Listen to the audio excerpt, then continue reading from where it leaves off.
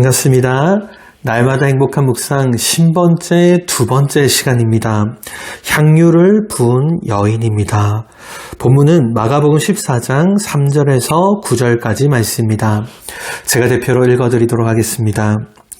예수께서 베다니 나병 환자 시몬의 집에서 식사하실 때에 한 여자가 매우 값진 향유 곧 순전한 나드 한 옥합을 가지고 와서 그 옥합을 깨뜨려 예수의 머리에 부으니 어떤 사람들이 화를 내어 서로 말하되 어찌하여 이 향유를 허비하는가? 이 향유를 300데나리온 이상에 팔아 가난한 자들에게 줄 수 있었겠도다 하며 그 여자를 책망하는지라. 예수께서 이르시되 가만두라. 너희가 어찌하여 그를 괴롭게 하느냐? 그가 내게 좋은 일을 하였느니라. 가난한 자들은 항상 너희와 함께 있으니 아무 때라도 원하는 대로 도울 수 있거니와 나는 너희와 항상 함께 있지 아니하리라. 그는 힘을 다하여 내 몸에 향유를 부어 내 장례를 미리 준비하였느니라. 내가 진실로 너희에게 이르노니 온 천하에 어디서든지 복음이 전파되는 곳에는 이 여자가 행한 일도 말하여 그를 기억하리라 하시니라. 아멘. 자, 묵상 질문 1번입니다. 예수님의 머리에 부은 향유는 얼마나 가치가 있는 것입니까? 여러분, 오늘 본문은 굉장히 재미있는 구조로 기록되어져 있습니다. 마가가 자주 사용하는 방식인데 바로 샌드위치 구조의 형식으로 기록이 되어져 있습니다. 이 샌드위치라는 것은 빵 안에 내용물이 들어가 있는 모양입니다. 그러한 샌드위치처럼 향유를 부은 여인 사건이 어떠한 다른 사건 안에 기록되어져 있다는 것이죠. 그 사건이 어떠한 사건이냐면 바로 예수님의 제자였던 가룟 유다가 예수님을 팔아넘긴 사건이었습니다. 당시 유대의 종교 지도자들은 예수님을 어떻게든 죽이려고 흉계를 꾸미고 있는 상황이었죠. 이러한 유대 종교 지도자들에게 예수님의 12제자 중에 한 명이었던 가룟 유다가 예수님을 팔아넘겼다는 것입니다. 이러한 유대 종교 지도자들에게 예수님의 12제자 중에 한 명이었던 가룟 유다가 돈을 받고 예수님을 팔아넘겼다는 것이죠. 사실 이들은요, 모두 다 자신의 이익을 위해서 예수님을 죽이려고 하고 있는 상황이었습니다. 종교 지도자들은 자신의 정치적인 이익 때문에 예수님을 죽이려고 했고, 예수님의 제자였던 가룟 유다는 돈 때문에 예수님을 죽이려고 하고 있었다는 것이죠. 여러분, 그런데 이러한 이야기 속에 오늘 본문을 보시면요, 또 다른 이야기 하나가 삽입되어져 있다는 겁니다. 그 이야기가 바로 예수님의 머리에 향유를 부은 여인에 대한 이야기입니다. 사실 누가가 이런 구조로 이야기를 쓴 이유는요, 자신의 이익 때문에 예수님을 죽이려고 하던 사람들과 향유를 부었던 여인을 대조하기 위함이었습니다. 여러분, 왜냐하면요, 당시 이 여인이 예수님께 드렸던 향유가 이 여인의 모든 것이었기 때문입니다. 여러분, 당시 향유라는 것은 이스라엘에서 직접 생산되는 물품이 아니었습니다. 이 향유라는 것은요, 인도나 이집트에서만 생산되던 물품이었습니다. 그렇게 당시에는 이런 향유를 실크로드를 통해서 수입해야 되는 수입품이었죠. 그러다 보니 그 값이 매우 비쌀 수밖에 없었던 수입 품목이 바로 이 향유였습니다.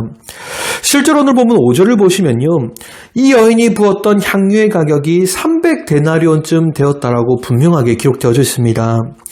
이 데나리온이라는 화폐의 단위는 당시 평범한 노동자의 하루의 품삯이었습니다. 즉 300데나리온이란 것은 300일 동안 일을 해야 벌 수 있는 돈의 가치였다는 겁니다. 여러분, 절대로 작은 돈이 아니지 않습니까? 요즘 노동자의 평균 일당을 만약 10만 원 정도로 잡는다면 3천만 원 정도가 되는 돈이었습니다.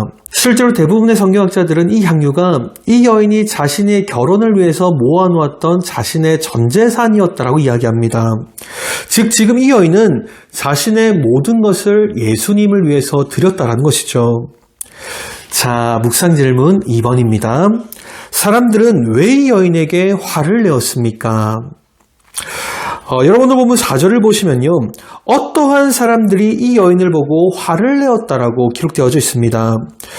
그런데 같은 사건을 기록하고 있는 요한복음을 읽어보면요, 예수님의 제자였던 가룟 유다가 이 여인에게 화를 내었다라고 기록되어져 있습니다.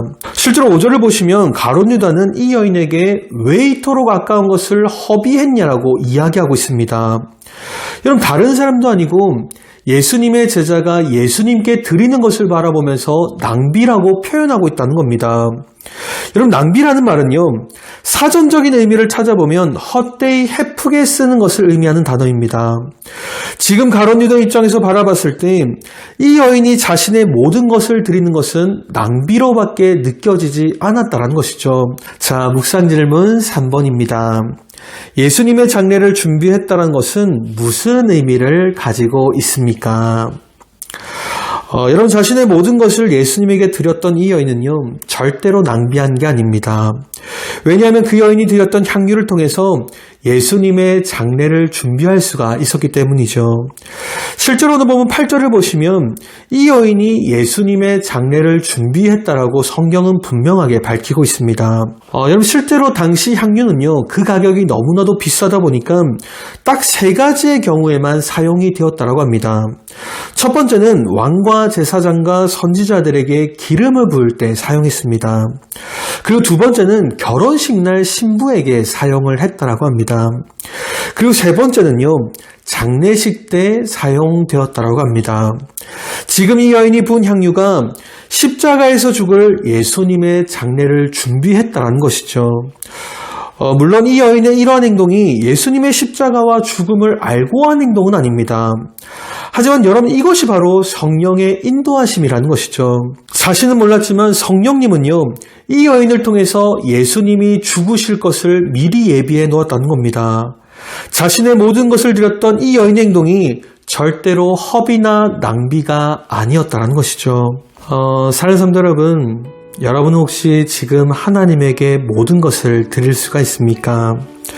혹시 하나님께 물질을 드릴 때마다, 시간을 드릴 때마다 낭비라고 느껴지진 않으십니까? 진짜 여러분들의 모든 것을 하나님을 위해 드릴 수가 있냐는 겁니다.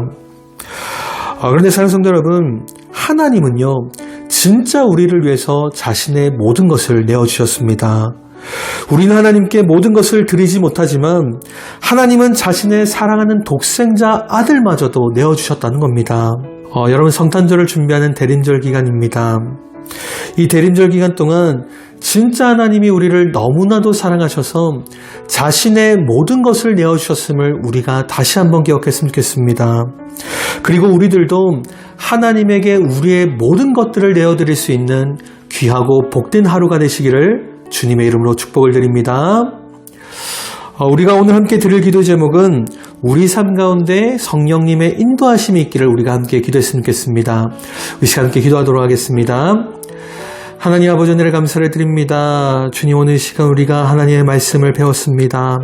주님, 자신의 모든 것을 내어드렸던 정말 그 향유 옥합의 여인처럼 우리들도 우리의 삶에 모든 것을 하나님께 드리기 원합니다. 입으로만 나의 물질과 나의 시간을 드리는 것이 아니라 내 손과 내 발을 통하여서 진짜 내 삶에 있는 모든 것들을 하나님께 드릴 수 있는 주님의 귀한 백성들이 되게 하여 주옵소서. 이 대림절을 기도하는 동안 하나님께서 우리를 위하여 자신의 모든 것을 내어주셨음을 다시 한번 기억하게 하여 주옵소서. 우리를 너무나도 사랑하셔서 자신의 하나밖에 없는 예수 그리스도마저도 우리에게 주셨음을 우리가 다시 한번 기억하게 하여 주옵소서. 그리하여 우리 모든 성도님들이 이제는 내 인생에 있는 내 삶의 모든 것들을 하나님에게 기쁜 마음으로 드릴 수 있는 주님의 귀한 자녀들 될 수 있도록 주여 오늘도 우리를 성령으로 충만하게 채워 주옵소서. 살아계신 예수 그리스도 이름으로 기도드리옵나이다. 아멘.